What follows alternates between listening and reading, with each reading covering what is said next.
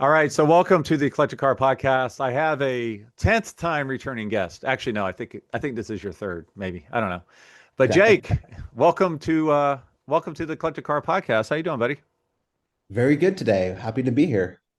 Yeah, so those who don't know Jake, your name came up from the interview I had like 2 weeks ago or 3 weeks ago, with Gord Duff, our president, and he talked about what it takes to become a car specialist at Sotheby's. And after I finished recording, he said you need to talk to Jake because he has a really cool story. So this is a podcast episode talking about the Hershey Fall sale coming up. We will cover some of those cars, but before we get to that, if you would tell us your career path to become a car specialist with RM Sotheby's. Your car deserves the best. That's why my Pontiac GTO and Porsche Boxster S are wrapped in California car covers. Since 1989, they've been family owned and focused on quality, offering more than 100,000 patterns plus fully custom options. Protect your passion with California Car Cover, the world's softest custom fit covers. Learn more at calcarcover.com. RM Sotheby's is the world's largest collector car auction house by total sales. They are the preeminent market maker of high-quality collector cars and collections, regardless of size or complexity. By working in partnership with the Sotheby's team and its network of 80 offices in 40 countries, RM Sotheby's has established the largest client network of any collector car auction house in the world. Join the RM Sotheby's family by connecting with one of their car specialists at rmsotheby's.com or contact me directly at gstanley@rmsotheby's.com. Absolutely. A lot of it was good timing and luck, maybe being in the right place at the right time, and a little bit of persistence. I first met the whole RM crew Hershey 2012. The reason I knew about RM and RM auctions at the time, before Sotheby's connection, was I worked in a small shop at a high school in Ontario, Canada, restoring Marmon 16s. Which, funny enough, we have one of those cars that was restored by that shop coming up for sale in Hershey. And grew up in a small town. I knew about cruise-ins, 1950s to 1970s kind of cars. Like that's what I was into. I didn't know about anything about pre-war until I worked in the shop, and we were a town of maybe 200 people, and we were restoring these big early 1930s cars that I've never heard of and don't look like anything else at the local cruise-ins for a show called Pebble Beach, which I thought was kind of funny. You'd have a car show on a golf course. And yeah, that's how I learned about these things. So real And quick, one thing that Gord said, he's like, yeah, you can get some experience working in a restoration shop, but if all you work on are Jags, you're kind of limiting yourself, right? Now you right. were in a restoration shop that dealt with Marmons. So, Yeah, think that's about how many Jags are out there, E-types, whatever. But man, think of how many Marmons are. So you took a slice of a pie. yeah, a couple hundred cars. And then, you kind of have to wait until they have to be restored again before maybe you can, get your hands on one again, right? Like if they've already been restored for 20 years, like maybe it doesn't need one. So yeah, very specific shop. He did other pre-war things, V16 and V12 Cadillacs and that, but his main focus was big pre-war things. So good exposure, and that's what started my love affair with early cars. And I went to a school called McPherson College in McPherson, Kansas. That's the only 4-year bachelor's degree program in automotive restoration. And you do all your other, business communication, classes and that. I was there about 2 months, if that, and we had to write a letter as to why we wanted to go to this show called Hershey, which I heard about while I was at school, that it was a giant swap meet. There was a car auction there. It's a mecca of early cars. So myself and another student wrote a letter. We wrote these letters. I was one of the ones chosen to go. AACA sponsored the trip, which was wonderful for them to do. So we got to go, accommodations and travel was paid for. Maybe my second or third night there, The funny enough, one of the kind of lead gentlemen at the Mercedes-Benz Classic Center, who was on our board of the school, Mike Kuntz, he pointed out Rob Myers and Richie Klein at the bar and said, "Hey, that one guy is owns RM Auctions. You should talk to him." So I went up and met Rob and said, "Hey, I'm Canadian. I'm going to school in the US. Can I work for you for the summer when I go back home to Canada?" And he said, "Why don't you work tomorrow night and see if you're worth anything? Try out." So put me in driving cars the next night and helping out with the auction, and met everybody and ended up working both of the auction nights and got to go to the after staff dinner party. And yeah, that was back in when I was 20 years old. Couldn't even drink yet legally in the US. Couldn't legally drink in the US, right? Okay. Yeah, So yeah, you asked for a summer like internship and you yeah, started working that night. yeah. Just put you to work. See, it was a very quick interview process. Okay, so where'd it go from doing that to becoming a full-time specialist? Was there a couple steps in between? Yeah, so I started working. So it would have been the summer of 2013. Came back from school. Well, I had an interview over Christmas break. Met everyone in the office in Canada. I showed up, end of the school year, start of summer 13, and I was at the office for maybe a week or two, and they helping research because I said, I want to try everything. Like I want to try research. Can I, how do you like photograph a car? How do you market a car? Like just I want to try everything. So I eventually bounced around to all the different departments, which was a good I learning bet. experience. Yeah, really good. How the machine works in 2017, and I was interviewing for a couple big collections down in Florida, and a spot opened up, and basically Gord said, "Hey, all right, like we have a spot, bring you on board full time." He's like, "You can come work for us, but you have to come back to Auburn like tomorrow, basically, because we have this big collection of race cars and parts and everything." It was called the Level 5 collection. Um, it was like a bankruptcy thing that we were selling in Auburn fall. So I ended up going back to Indiana, and that was spring of 2017. And then ever since, yeah, just started as a junior specialist and started figuring out how to consign cars. I knew everything else in the back end, Right. how to do it. I just needed to learn how to actually consign and sell them. Yeah. No, no, that's a great story. Yeah, I appreciate you sharing that because it just shows hard work, determination, being flexible, hopping around to where you're needed. I liked what you said about, what'd you say, being valuable or, like, well, we can't lose Jake. That guy does everything. So Trading it. yeah, yeah, that's great. All right, well, let's move on to Hershey. Now, just as a review, let's see, October the 7th, Tuesday, there's a preview 4 till 8 p.m. The cookout is 6 till 8 p.m., which is always a ton of fun. Wednesday, October the 8th, the preview is 9 till 5 p.m. The auction kicks off at 5 p.m. And then Thursday, 9 a.m., same schedule, 9 a.m. to 5 p.m. preview, and then the auction again at 5 p.m. So you are one of the managers for the Hershey auction. Tell us a little bit about it and maybe a couple of your favorite cars. Hershey is my favorite sale, so I'm very grateful I get to manage it and kind of oversee how it's put together. A little more like laid back atmosphere of Hershey.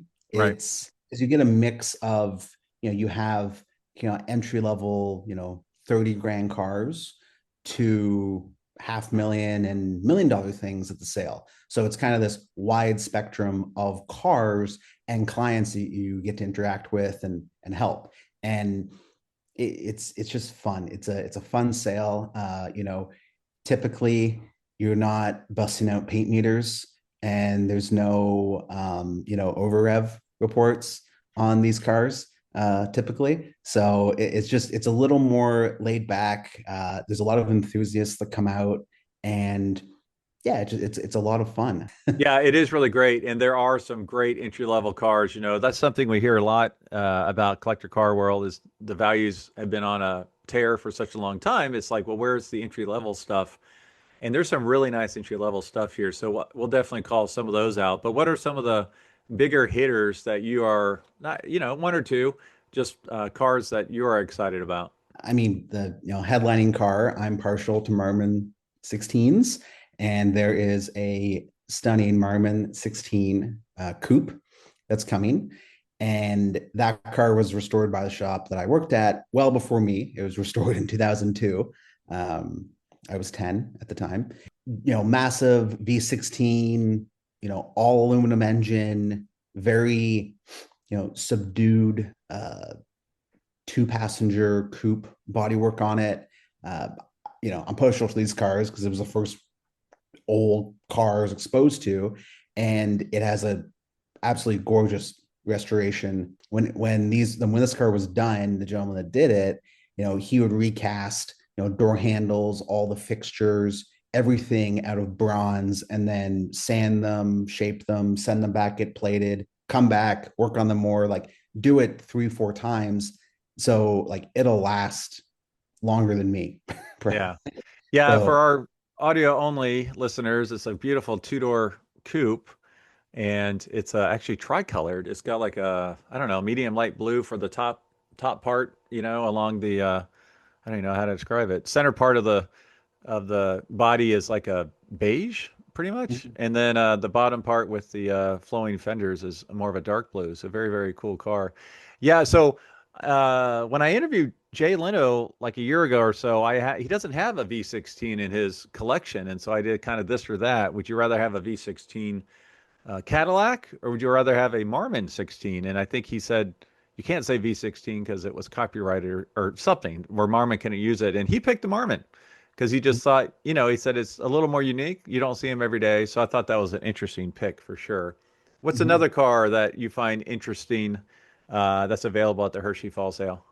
I mean, again, biased towards Marmons, but there's an earlier Marmon that's in the sale, that's coming out of, again, long-term ownership, kind of a nickel era.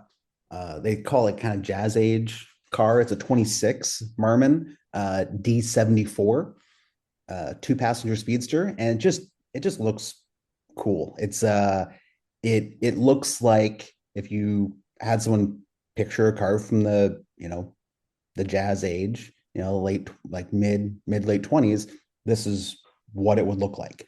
You know, uh kind of lower windshield, sleek, two-passenger roadster, and it's without reserve, and it's under 100 grand. Let me apologize to my listeners for picking two Marmons out of the gate for those who, Oh, who like yeah. Porsches. I'll It's yeah. just So for clicks. we can go to It's some European. Marmons for passion. Let me call one out for you. So, how about this 1959 Mercedes-Benz 220S Cabriolet Pontoon, 90 to $130,000. This thing is stunning. It's like I don't know, almost like a metallic maroon. I mean, it just really shines in the sunlight with beige interior, tan interior. Now, these are interesting because you really want to buy a restored one of these, right? Because I know like Yeah, the trim pieces and stuff are like unobtainium, right? So, what do you know about expensive. this car? Yeah. So this one, it's say a couple. It's been in the collection it's coming from for a couple of years, and basically he's trading, these types of cars for actually more pre-war cars, Hmm. which is I know usually it's sometimes the other way, but it came out of, I Excuse want me. to say, Oklahoma, and where it was restored by a couple different shops down there. But beautifully done, very very nice, paint color on it. I don't think it's original, the paint color, to what it was born with. Yeah, it's really cool, and it's a four-speed manual transmission, and I'm going to assume, yeah, it's column shift. So Mhm. driving this with the Cool. top down column shift, that thing's pretty cool. Let me call it another one here. Now, 1916 America LaFrance Speedster. Now, again, on the higher side of affordable, 90 to $120,000. I picked this one just because it's just cool. Like if you think about I'm not a pre-war guy. If I think about like what would be a really cool car to drive, I would want like some type of speedster thing, you know? Have you ever driven a car like this? I used to keep a spreadsheet of all the cars I had driven when I was in college. When I would go to auctions, I'm like, I drove a, 250 TR, or I drove a, whatever. But by driving, I would go first and reverse inside of a Right. hotel lobby, which is different, right? Like, yes, I drove it. I haven't really driven one of these. I've driven similar speedsters. We had a recreation Stutz Bearcat a couple years ago, and it is, yeah, these speedsters, they look cool. I see why a lot of people turned, American LaFrance fire trucks into these speedsters, because they have massive engines, big wheels, chain drive. It makes tons of noise, slings oil around. It's just a big car, a Yeah. big, and fairly quick. But mostly it's torque. So it just feels like you have a locomotive just pushing you, right? They look cool and they appeal, like you said. If you don't know much about pre-war cars or you're not really into them, this still looks attractive to you, just like I've seen it with Auburn boat tail speedsters. Like guys will have collectors will have modern European collectibles, Ferraris and Porsches and etc. And then they'll have an Auburn boat tail because it kind of transcends, the generations, because they nailed the design so well, and it just looks like something that you could produce today and still has that sort of appeal and elegance to it. Yeah, that's a great way to put it. Yeah, cars that transcend. There's a handful of cars that really, really do. All right. Well, let's go to a very affordable car. I'm jumping to the 1966 Chrysler 300 convertible. We don't have to talk in depth about any of these, but if you have any personal experience with one of these, I love this car because it's dark green over tan, convertible. It won an AACA Senior Grand National first prize in '08. So you know the restoration was done incredibly well. 383, bulletproof engine, automatic, just a gorgeous car. I mean, this is for boulevard cruising, right? Absolutely. And it's straightforward enough that most local, shops can work on it. Like Yep. there's not much to go wrong with this era of cars. It's usually like little things like, okay, you go through the brakes, you put tires on it. Maybe it needs a tune up if you let it sit with old gas in it, if you owned it. But other than that, I Yeah. mean, yeah, they're straightforward, good, comfortable cars. Yeah, and it's stunning and it's no reserve and it's 30 to $40,000. I'm like, and you can fit your family in it, which I really like, you know? You could not touch it with a paint gun for like that estimate, Right. Right. right? Yeah. So Yeah. That price is a paint job nowadays. easily, and it's much better to buy them, majority of cars, buy them done, and you'll save yourself much more money in the long run. Yeah. Well, let's talk about a car that will definitely grab attention as you pull into the local Cars and Coffee. The 1922 Walking Man Pioneer Circus Wagon. Now, you consigned this car, so I'm assuming you know a little bit more about it. And what is going on with this thing? And did you drive it? Because I'm like, how do you see around the man in front of you? So I drove it several years ago in a parade locally here. Yeah, you can kind of see around them. You can kind of go this way or this way, and it has a big lever beside the steering wheel to actually lower the man down, so it looks like he's actually walking on the ground. In the first photo, he's a little bit he's up right now, but Yeah. you actually put him where he's just off the ground, and it's run by a electric motor that's in the middle of the wagon, and has almost like, looks like a Model T torque tube kind of drive shaft that runs up into his back, and then that's what turns, makes the wheels go, and then it's got another piece like a handle to make his head spin back and forth, and he has a loudspeaker in him, and you can yell at people. There's an intercom. This He's sounds like the perfect car. It's hilarious, and uh it does 40, 50 miles an hour. I would not do it. I think 40 was the max ish that it was pushed to. One of our mechanics was driving it. This is years ago after a Christmas parade. But yeah, it's hilarious, and it has a modern like AMC Jeep 4-cylinder in it. and with a 4 speed and hydraulic brakes all around. So you can stop, you can go. So It's if yeah. you're going 40, does is the now the running man, or does he maintain the same pace? Just he's a fixed pace. Okay. He's a All right. like a sauntering man. I would not want this in a manual. I would want this in an automatic, honestly. So, for It those of you who are listening audio only, picture a late 1800s like circus wagon that has four wheels on it, and there's a, I don't know, what, 12-foot tall man on the front that is looks like he's pulling a cart, basically, is the way it was designed. Do you know why this was originally created? yeah. So this gentleman had these pioneer shows. So before him, there was a patent on this type of uh, novelty attraction. Like someone took a patent out on this, out of putting a giant man on front in the front of a car that's pretends to walk, or like is driven by motors to walk.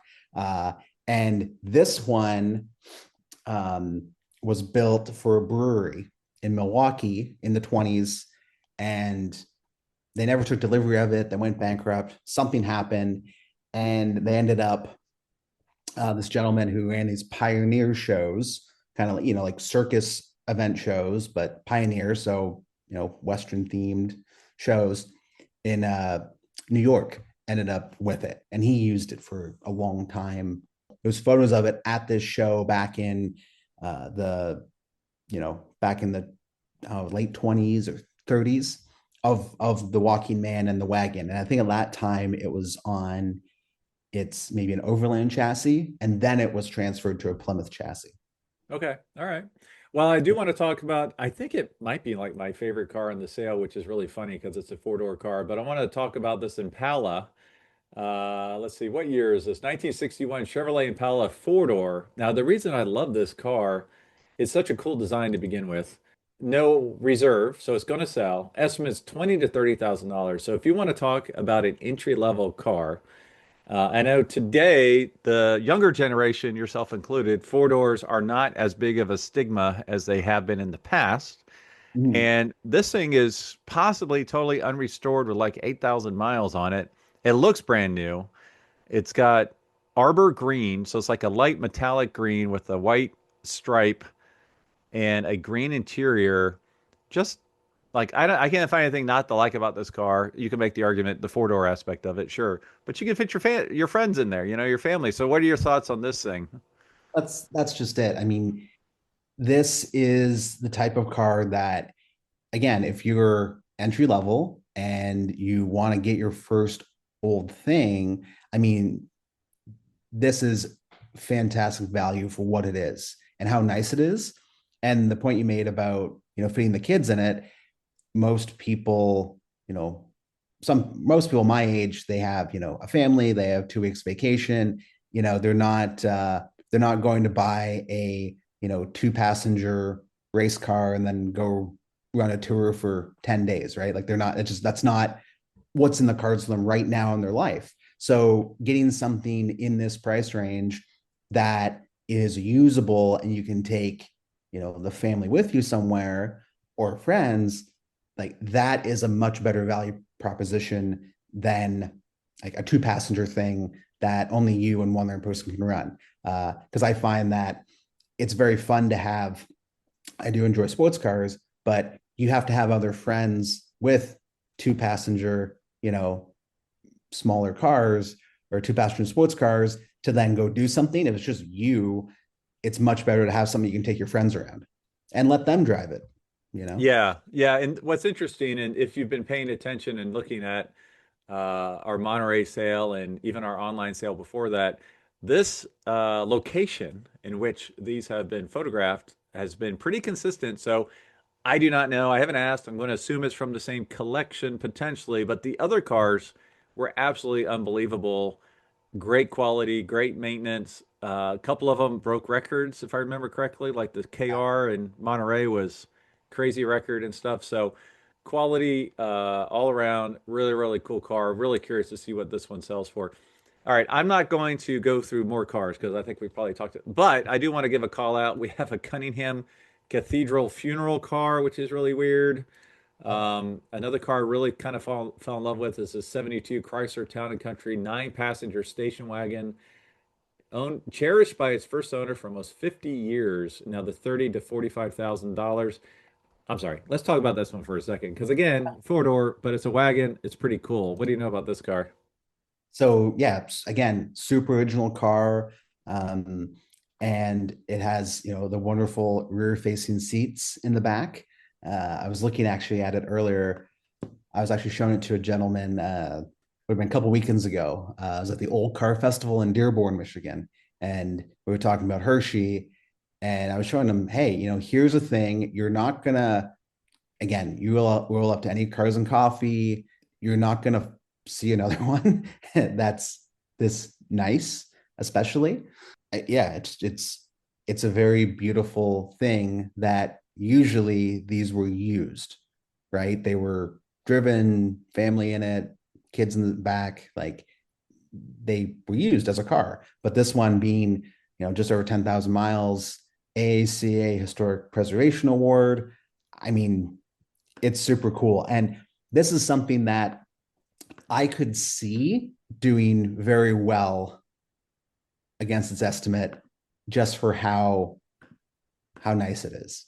Yeah, it's covered up with options when you look at the data tag. And I love the fact that, to help you with getting the luggage on the roof of the car, there's actual handles on the back and play, foot pads, so you step on the bumper and grab the handle and load it up. So yeah, just an incredible car. So again, this sale is coming up soon. I'm a Mustang guy and I can't help but mention there's a very nice vintage burgundy Mustang convertible that's also there. I'm like, that's a convertible. It's got, AC. It's got the fog lights from the GT package. That's super nice. It looks like a super clean car. Interior, I think this was a four-speed car, if I remember. Yeah, four-speed car, console. It's got the wood. It's got the rally pack. I'm like, this is another great little car that, so, and that it's 40 to $50,000, but again, offered without reserve. So anything else you want to mention? I mean, thanks for putting together such a great job, great auction here with Roger. Any other things you wanted to mention before we sign off? Come sign up for Hershey.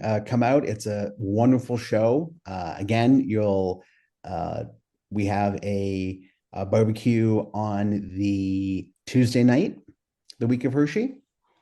So that's free. So come out to that. And yeah, it's a wonderful show. We have some great product to offer, and nearly 80% of the sales without reserve. So, guaranteed that much is Yeah, going to find. yeah, that stuff always sells great. Awesome, man. Well, thanks for being on the Collector Podcast yet again. Thank you for having me.